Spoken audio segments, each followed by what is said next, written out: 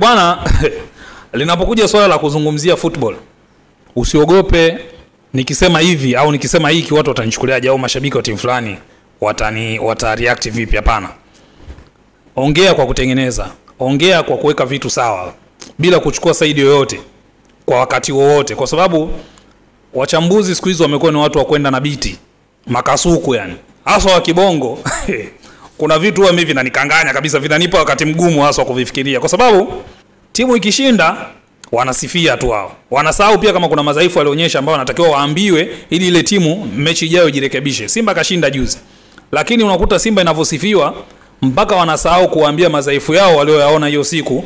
Kama kocha au wachezaji wenyewe wataamua kuyafanyia kazi na kujirekebisha, iwe ni vizuri kwa wao kwenye mechi inayofuata. Ni kweli Simba kaenda kacheza na Zingizini kashinda. Je, katika mechi ya Simba hakukuwa na madhaifu?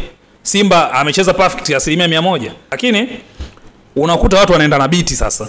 Simba kashinda, basi Simba anapewa sifa mpaka anajisahau. Ndipo tunapozipumbaza timu zetu. Yanga kapoteza, lakini sasa hivi ukimsikia mtu anavyoidogosha Yanga mpaka unajiuliza ni Yanga hii inayojua mimi au hii ni Yanga gani anaizungumzia huyo? Na mtu huyo unakuta labda wiki au wiki mbili zilizopita alikuwa anaisifia Yanga kwa sababu ilifanya vizuri ilipocheza na timu fulani. Akaisifia sana na akaitabiria makubwa sana. Juzi kapoteza, kaiamkia. Okay, Jumamosi Yanga anacheza tena, anarudiana na Silver Strikers. Lakini nilichokiona mimi ni wapewe motisha wa kufanya vizuri na kuipeperusha bendera ya nchi. Sio kwamba ndo wamepoteza kwa goli moja, yani Yanga ndo timu mbovu kwa kutokea Tanzania.